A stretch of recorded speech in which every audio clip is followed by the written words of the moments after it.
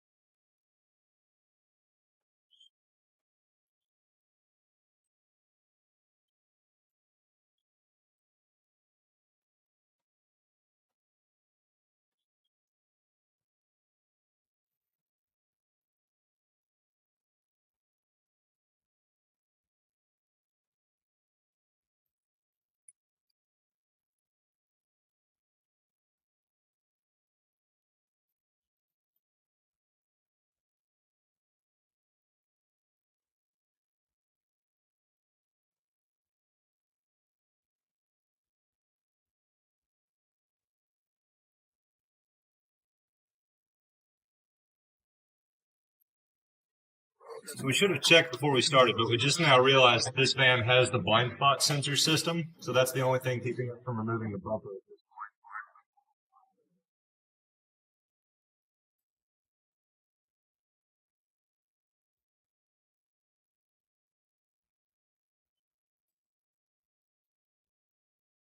Instead of removing the hitch, we're going to choose to leave it in place through the process, and we're going to take out the OEM bolts and replace it with our bolts facing outward so that we can just hang the brackets on the new bolt.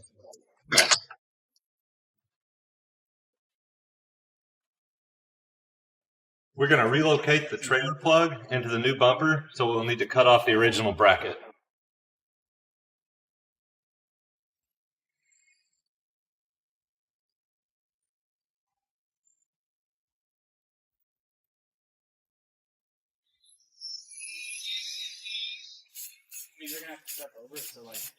So we have everything removed from the van that needs to be removed. We have the hitch hanging by a few bolts, and now we're ready to start assembling the bumper. You want to put anything in the bumper that's going to be installed in the bumper now. It's so much easier than when it's on the van. That includes the backup light. For this bumper, we have the Pathfinder LED backup lights. Any of the wear pads, further wiring got.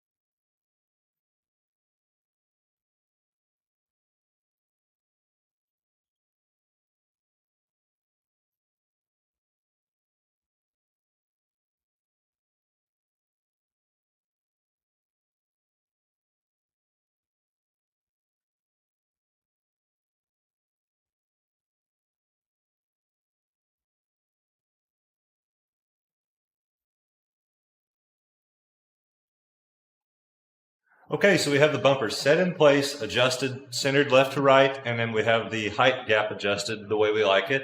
And we've got all the bolts tightened down, and now it's time to start installing the swing arms. These are actually the pivot point for the swing out system. They're labeled with a D or a P for driver and passenger. They should come with the bearings and seals pre-installed. We use these gigantic 3/4 inch grade 8 bolts installed from the top down. And don't forget to use Loctite when you tighten them.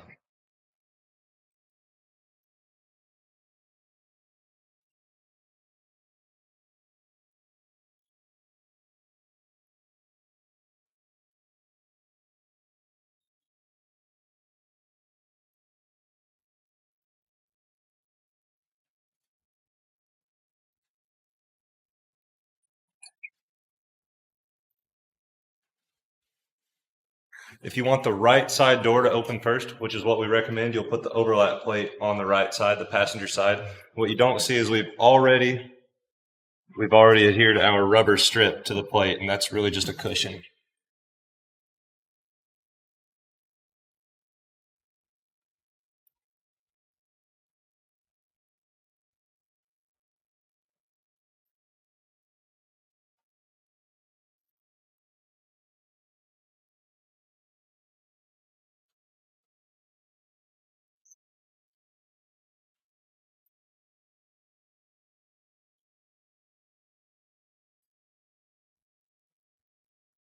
So a couple of random parts that are just easier to show in a video than to describe. Let's start with this one, actually. This is the latch catch. It's what the actual handle of the latch will catch into. There's a couple countersink style 1/4-inch bolts. This is the stopper for the first swing out, whichever one you choose to close first, which in our case will be the driver's side.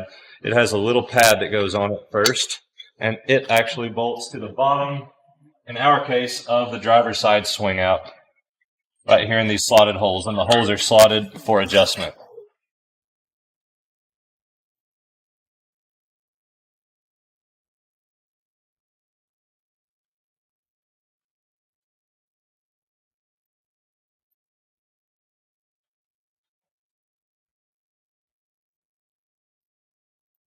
So the installation of the latch itself is probably the trickiest part to actually explain, but it's not that hard to do. These teardrop shaped latches, catches I guess we should call them, they're what actually hold and put pressure on the doors. So again, none of your hardware should be tight yet. You want it to be loose so that you can actually adjust everything. We'll drop the latch rod all the way down. And we're just going to temporarily tighten the top to hold it in place and keep it from falling. The bottom should be pointing the same direction as the top. And you want to bring it up so that the latch rod just barely sticks out the bottom. Right now I have it flush. And slide it up until it comes into the holder for it. Then we can loosen the top and drop it into place, and that'll hold everything together.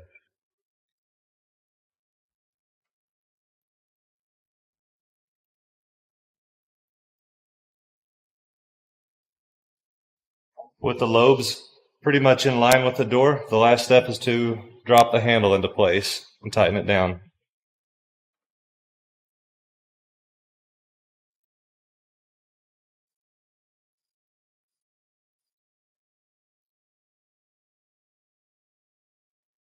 This will require a little bit of adjustment once we have the rest of the bumper assembled. So at this point, the basic installation is done. Not all the hardware is tight. This is the time that you want to spend a little bit of time getting everything adjusted to where these doors look parallel. You don't want too high or too low. But there should be just a little bit of drag. Ramps meet the contact pad. Just a little bit. They should close pretty easily. In fact, if there's not much drag, that's probably good because you're going to add a little bit of extra weight to it. So from this point, we'll adjust everything a little bit more and then tighten it down and start adding accessories. Okay, so we're hooking up the air springs. These are going to hold the doors open for you. If you're on a hill, they assist it open a little bit, but they are a 90-pound pressure, so you want to grab a friend for this part.